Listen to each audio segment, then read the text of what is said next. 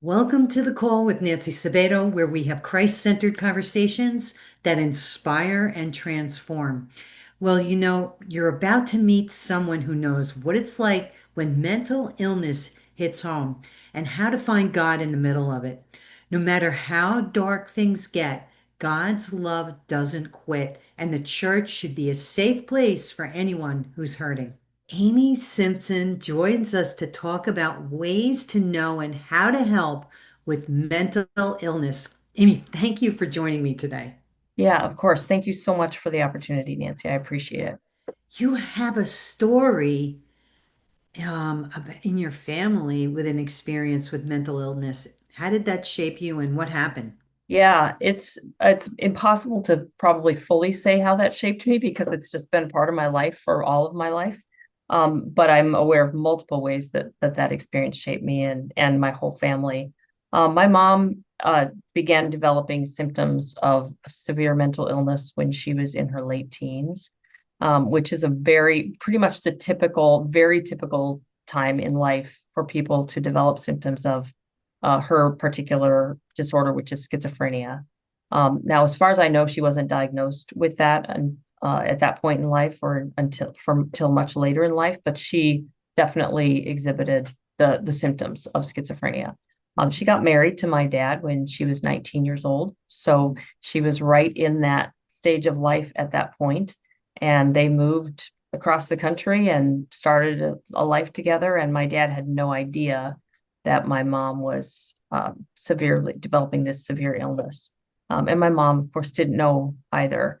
But he began to see symptoms of schizophrenia very, very early, like pretty much right away, but didn't understand what he was looking at, didn't understand what was going on, and really didn't know what to do. So for many years, it was just something that was part of our family life that was not acknowledged and not understood. So this was, obviously before I was born. I'm the third sibling out of four. And with each new sibling who came along, my mom's illness was advancing because she was untreated and it was taking its toll on her.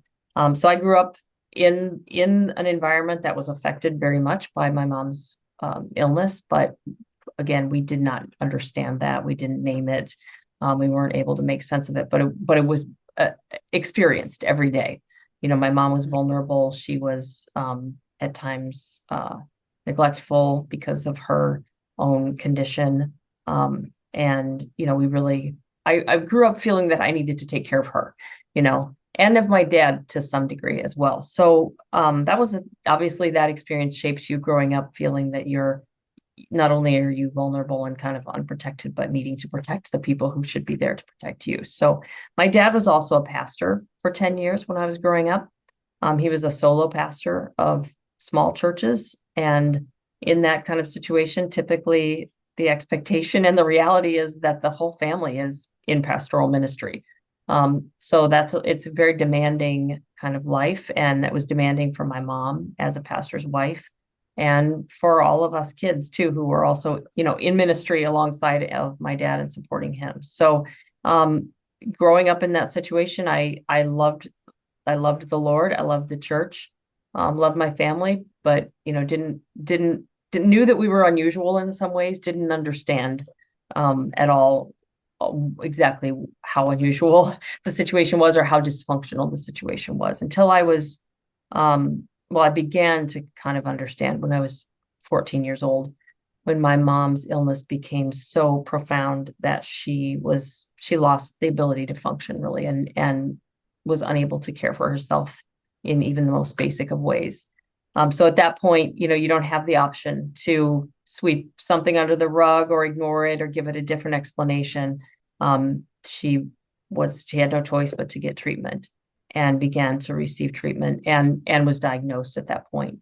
Although we did not get confirmation of her diagnosis as a family for about 30 years after that, which is also very common for families and for loved ones who love someone affected by a mental illness, especially a severe mental illness like that, because of the way our healthcare system works. The patient is really in charge of their healthcare information, and that's as true for a mental health diagnosis as it is for any other. So my mom was not willing to allow her family to talk with her medical professionals. And so we really didn't get access to that information for a long time. But we over time began to understand, I think maybe this is what we're looking at, and here are the symptoms. And so we knew that she had schizophrenia before we got confirmation of that diagnosis, but it took a long time to get there. So my teenage years were uh, very disrupted and affected dramatically by my mom's mental illness. She was in and out of hospitals. She was medicated and then would get stable, and then often at some point decide that she didn't need to take the medication anymore, which is very, very common for people with schizophrenia. So it was a cyclical pattern. My mom was never well enough to really care for us or for anyone else beyond that point. My dad was in crisis, and so we were kind of on our own.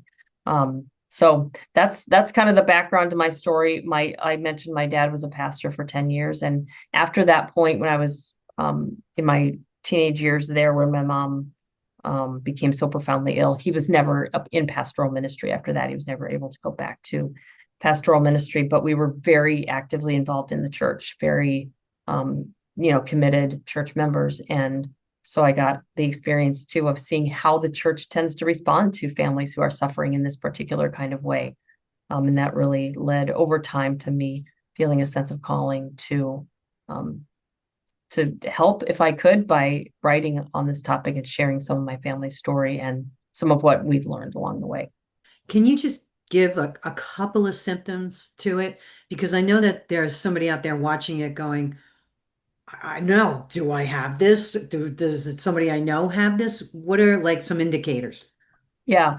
So schizophrenia is the arguably among the most severe forms of mental illness, and severe would be defined as like how disruptive it is to your life and to your ability to function. It's a very severe form of mental illness. There are other types of mental illness that fall into different categories. They're all kind of categorized by according to how they tend to affect a person, like what part of you, what system is affected, and the symptoms that they tend to produce. So schizophrenia falls into the category of psychotic disorders. Also, you could refer to it as a cognitive disorder because it interrupts your cognitive processes, your ability to think properly, actually.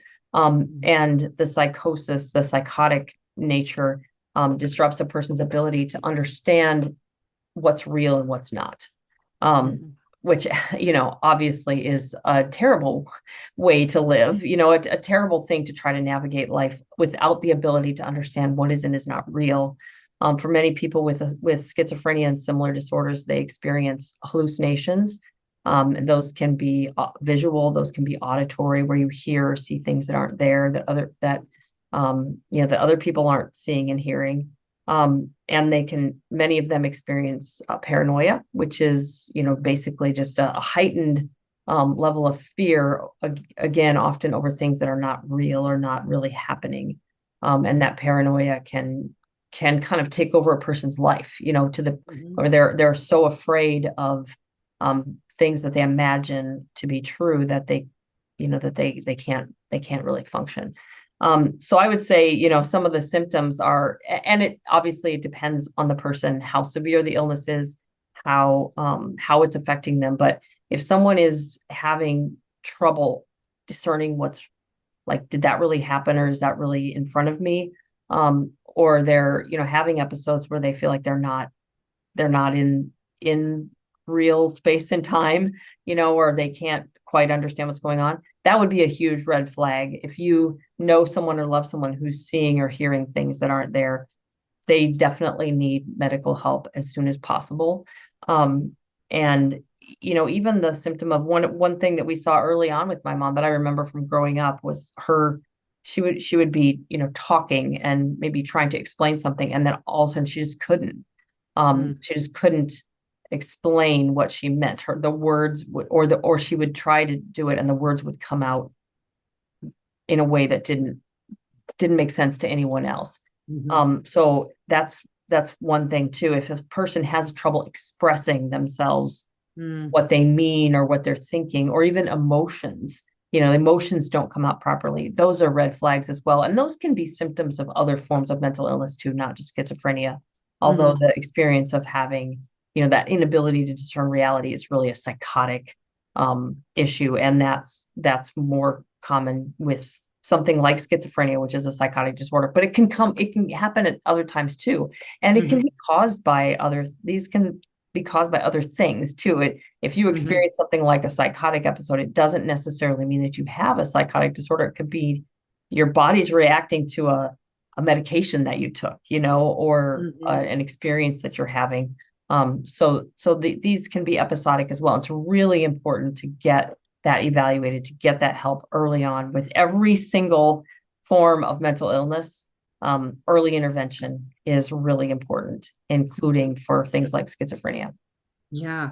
I know somebody who has schizophrenia, and it was very severe. And she went on meds and is so much better now.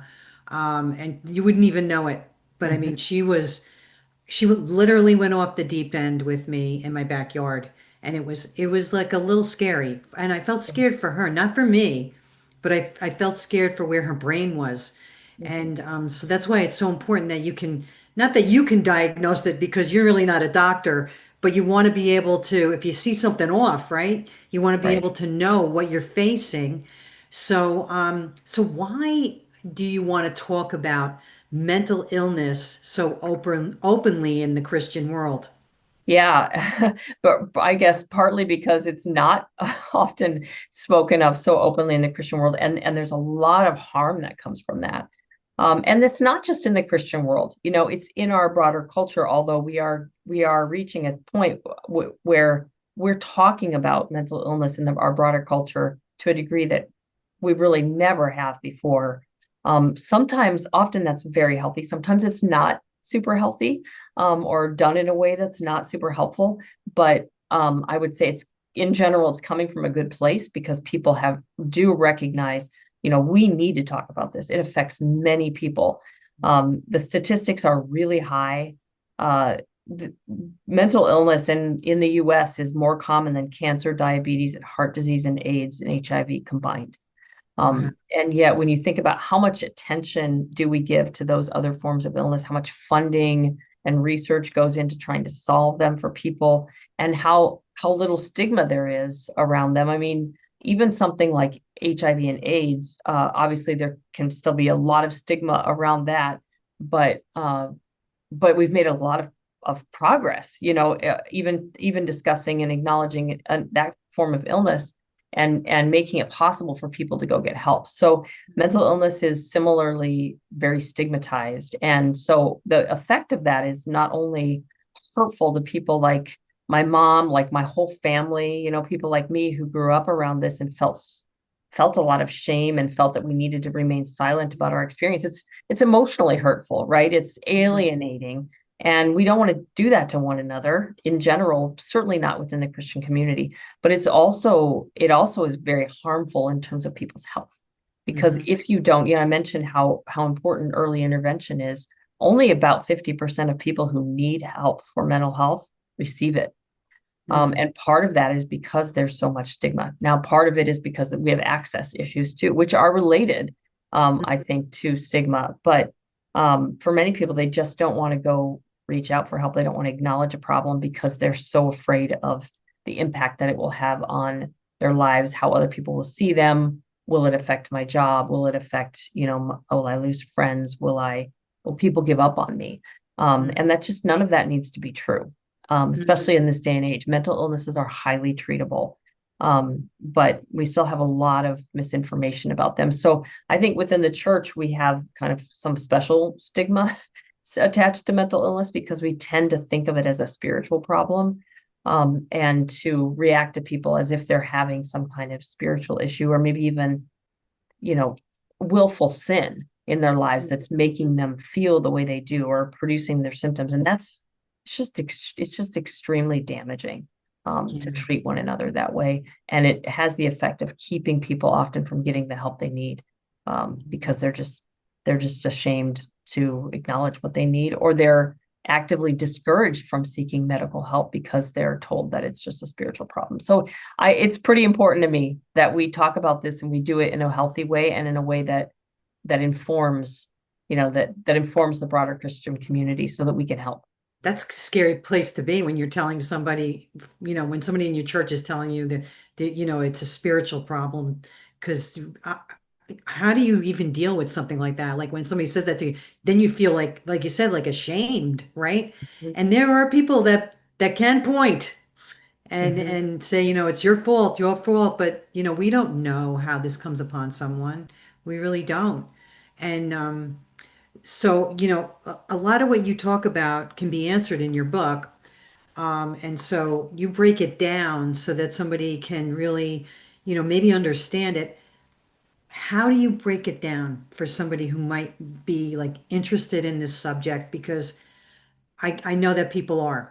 I like to start in a couple of places, and one is around just the idea of suffering and the Yeah. theology of suffering, because I think we tend to have some pretty warped ideas about that in this day and age, and especially in our Western culture. We are prosperous people, more prosperous, more comfortable than really anyone who's come before us in time. Yeah. And it's tempting for us to believe that, and this is not just in the church, this is our broader culture, believe that, we're kind of immune to serious problems and we can, if we have enough money or we have the right job or we send our kids to the right schools or, you know, eat right or whatever, that we can kind of avoid suffering. We can avoid the stuff that hits other people. And to some degree, that's true. I mean, some of our resources can keep us from certain types of suffering. Obviously, we can get vaccinations and that kind of thing, but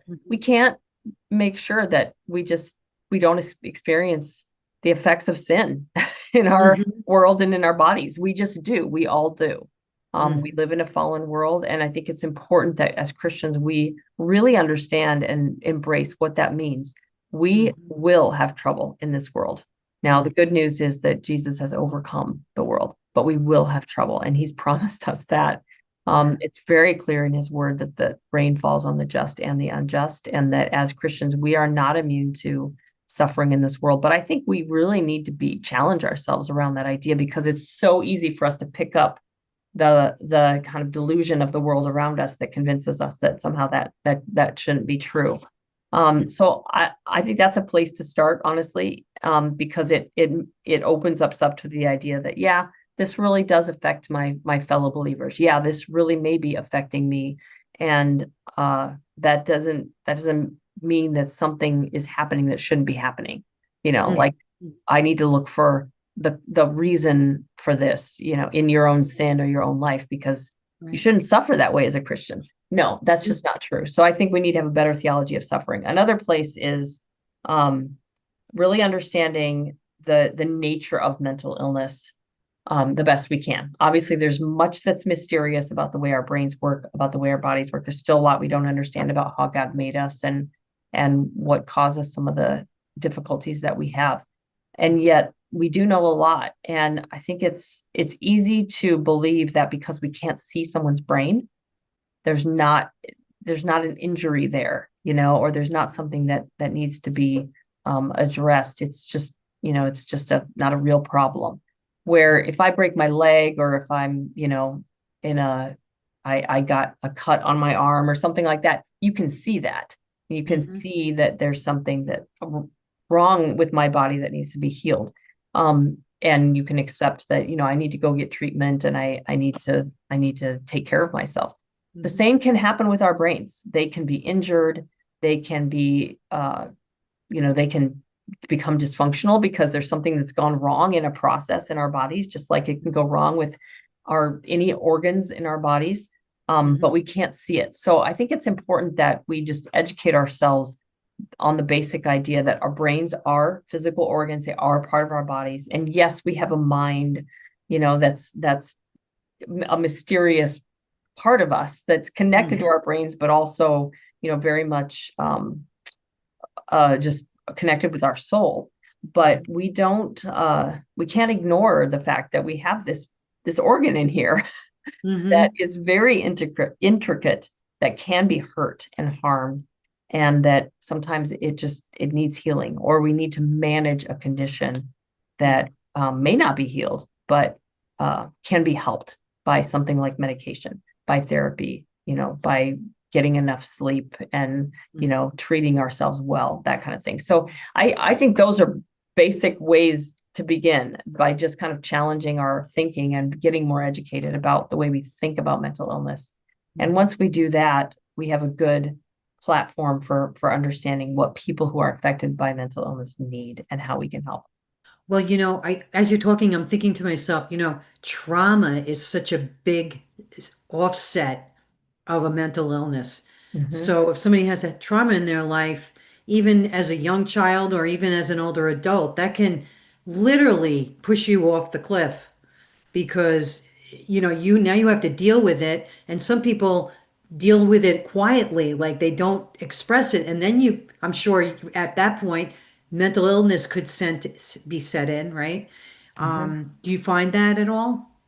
Yeah, that's a huge issue for people. And trauma there are all kinds of things that can cause trauma for people, and there are different types of trauma. You have, people who go to war and experience these incredibly traumatic events that they can't possibly process. They can't make sense of what they're experiencing. Then you have trauma that comes as a result of like a physical experience where you're maybe again in war, and you have those repeated concussions from explosions around you, or playing football, and Yeah. your mind, you take physical trauma to the brain.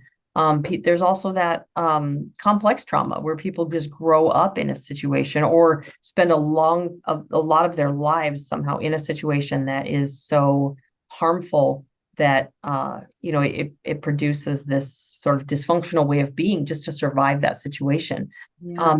These are all like they're effects of the living in the world, and ways that are again our bodies are vulnerable. We're Yeah. fragile in many ways. We can be injured, we can be harmed, and our brains are no exception. They're also strangely sometimes gifts from God, because if you're in a situation that is unsurvivable without adaptation, and you're able to adapt in order to allow you to survive, that's a gift from God. It's part of how we're fearfully and wonderfully made. Unfortunately, when we make those adaptations in the short term, and then they become long-term ways of living, they can Hmm. be very harmful to us. They can turn against us. They can hurt the people around us. So, sometimes those things that we use to survive those traumatic situations then become long-term ways of living for us. They have to be challenged and changed so that we can heal and we can get better and become more functional people. So we are complicated beings, and it's not we it's silly to talk about us in very simple ways, as if we're just kind of there's three parts of us, and they just all no, we're finely tuned by a creator who was very intentional about making each one of us, and knows what we need, but knows that we live in a world that has been corrupted by our rebellion against God, and that we need to be remade and renewed, and that's coming.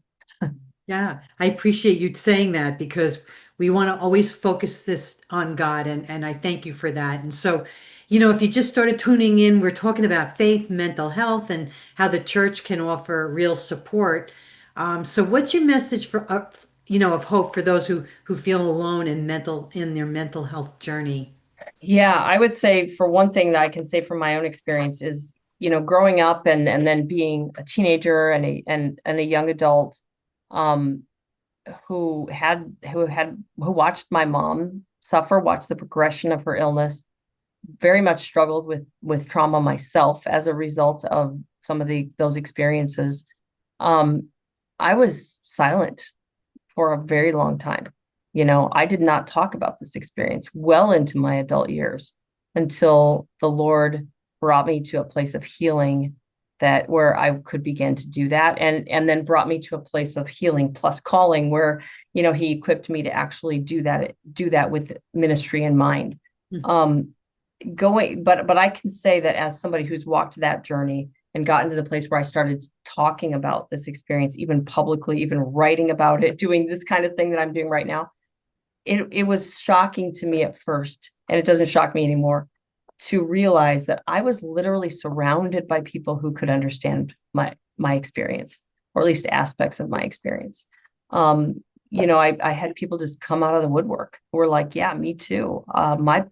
My parent struggled, or my I have a sibling who has a severe mental illness, or I've had my own battle with mental illness." And these are people I knew when I was in high school. These are Mm. people I went to college with, who I worked with, who who didn't know that I had this experience in my family, and I had no idea they had that experience in their family, because we were both silent. We Mhm. both allowed that stigma and that sense of shame and that fear to keep us quiet.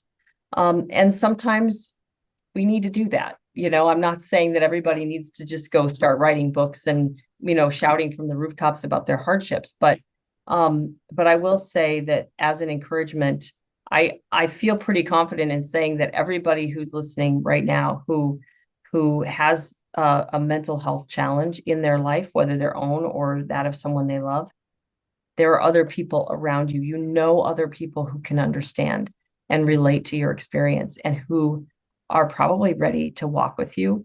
They might not know how to do that. They might not know how to do it really well, but there are people around you who are willing and who want to help. So one of the sections in that book talks about how people in that situation can kind of seek help and get some resources for themselves. So I encourage people to take some of those steps and reach out carefully and kind of find those people who can be a safe place to start. And then I encourage them to imagine and maybe pray for the opportunity that someday God will use them to do the same for one another. We are called to comfort others with the comfort that we have received, and it's only the Lord who makes that possible. But in Christ and in His church, we have that opportunity, and He can bring us to a place of healing that will enable us to minister to one another. So I just encourage people to be aware there are others around you who are willing to love you and help you, and that you can get better. Thank you. Well, Amy's story of finding God's presence amid family mental illness, her call for the church to embrace and support those struggling, and how faith and the church can respond compassionately and effectively to mental illness. So, you can get the book Mental Illness: What to Know and How to Help on Amazon.com and or wherever books are sold, right, Amy? Mhm. And, I thank you for your wisdom and knowledge in this subject because, again, this is going to help a lot of people that are really struggling and may not know what to do. But a book like this, at least it breaks it down for them. And you've explained that through this interview. So if you came in late, back up and go and listen to what Amy had to say. What would you like to leave my audience with today? If you are someone who is looking to help someone, you love someone, or someone who's affected by mental illness, or you're just in a church and you're like, yeah, we want to help. I would just encourage people to recognize that it does not take professional qualifications to help someone affected by mental illness. You mentioned your friend who had a serious episode in your backyard. That can be a very scary situation, and obviously you're scared for her. And yet, the more we can see people as needing compassion and as human like us, and they are just like us. They have the same needs that we have. They're just affected by an illness that's causing them to behave in certain ways because of that disruption. I just encourage people to think, okay, I don't need to be a doctor. I don't need to be a counselor. I don't need to be a therapist. There are ways that I can help those around me, and to start thinking in terms of like those practical needs that we already know how to do for people who are in crisis. We're really good at that, actually, as Christians. We know how to make sure people are fed and make sure that their kids are taken care of, and even provide for their financial needs when necessary, and clean their houses and get them to school and all of that stuff. We can do that for people who are affected by mental health crisis, just like we can for other crises. We don't have to move away from people affected by mental illness. We can move toward them in the same way that we do other people in crisis. What if churches were the first place people turn to when they're struggling with their mental health? If this hits home for you, drop a comment below, share it, and let's keep this conversation going. Don't forget to like and subscribe and share for more Christ-centered conversations. Visit the website, thecallwithNancySabato.com. Until next time, let's give all glory and honor to King Jesus.